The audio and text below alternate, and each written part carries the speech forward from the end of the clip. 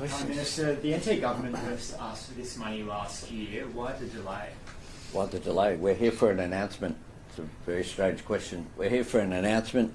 $10 million on top of what we had was the $1 billion of additional hospital funding that was negotiated out through the National Cabinet process. We're at a 5-year agreement that is in place. This $10 million is on top of that. They asked for $35 million initially. Yeah. Why the 10? No, they're happy with $10 million. You've just heard the announcement. This is enough, and what's required for the full upgrade is consistent as well with $10 million was provided to the Central Coast in New South Wales for the upgrade of 2 facilities and $6 million to Hobart for maternity services as well. Given we have no private maternity services here now, shouldn't we be getting something closer to the $35 million at the NT? You're getting record funding. 30% increase last year in hospital funding year on year.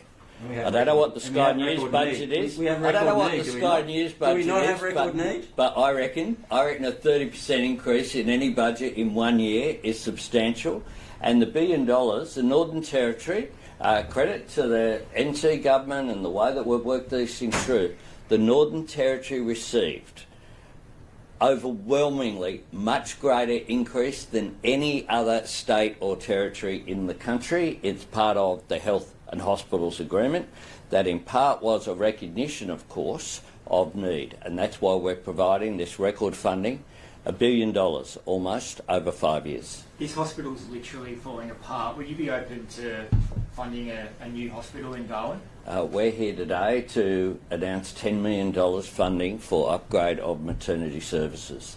I think that is a good announcement, and let me say this, that the mums and bubs who I just met were very pleased with this announcement and know that it will make an enormous difference. So you're not open to funding for a new hospital? I'm here to announce $10 million for maternity services is why I'm here. You're also launching Pitch Black today. Is that exercise? We'll do that there. You're not doing a press conference there though, as far as I'm aware? We'll do some grabs there. Yeah. Okay. Pauline Hanson says she loves the idea of mass deportations from Australia for those who are here illegally. What do you make of that? I love Pauline Hanson. What I note, I don't know if she's back in Australia at the moment. I assume not.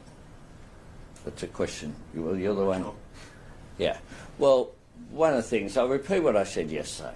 When I travel overseas, and I'm sure when premiers or chief ministers of whatever political persuasion travel overseas, what they do is we talk Australia up as representatives. I find it astonishing that Pauline Hanson has travelled overseas in order to denigrate and talk down Australia. What we need to do as public representatives is take our responsibility seriously.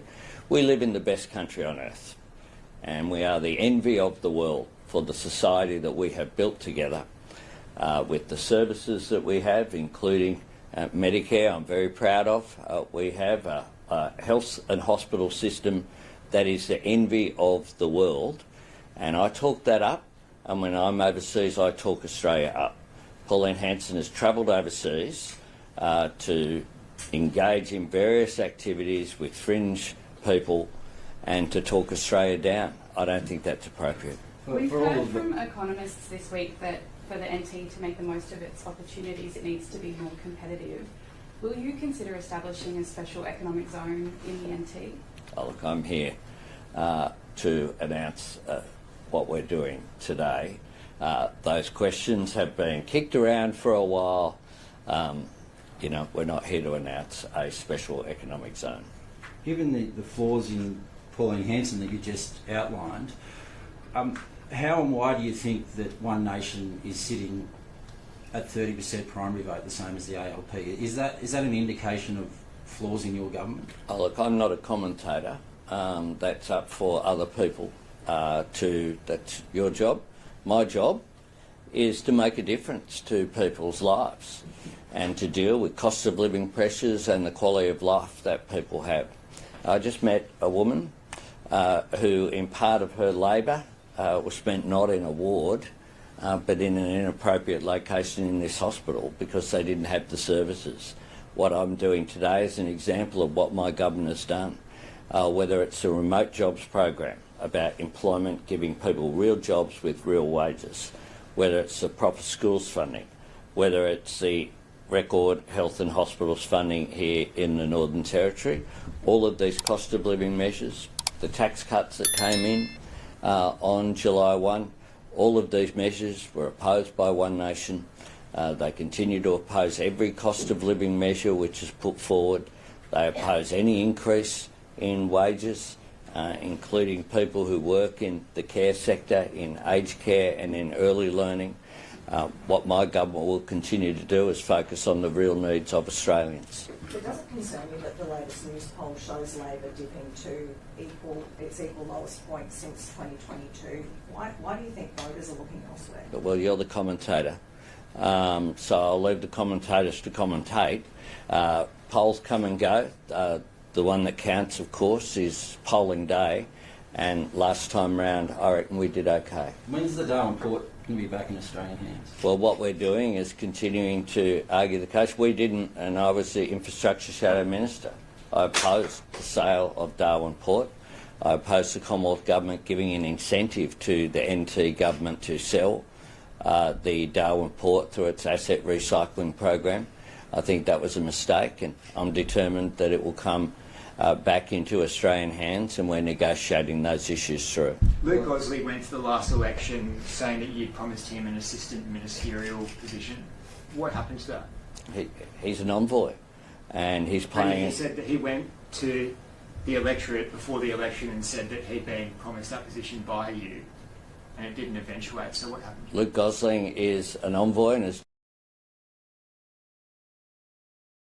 Pauline Hanson goes overseas, says a few true things nobody in Canberra wants said out loud, and suddenly she's the villain. That's not accountability, that's damage control dressed up as outrage. Before we get into it, if you want political commentary that doesn't pick a side and protect it, hit subscribe and smash that notification bell. Aussie Insider owes nothing to Labor, nothing to the Coalition, nothing to One Nation. We judge outcomes, not intentions. Here's the judgment first. Anthony Albanese didn't attack Hanson because she lied. He attacked her because she said something politically inconvenient, on a stage he doesn't control. Now the context. Speaking to reporters in Darwin, Albanese said he found it astonishing that Hanson had travelled overseas to denigrate and talk down Australia, insisting that when he's overseas, he talks Australia up. Sounds noble. Except talking a country up isn't the same as telling the truth about it. Hanson used a London conference to argue Australia has been flooded with migration and gone completely woke on transgender issues. Blunt. Absolutely. Controversial. No argument here. But blunt and controversial is not the same as false, and that's the distinction Albanese is hoping you skip straight past.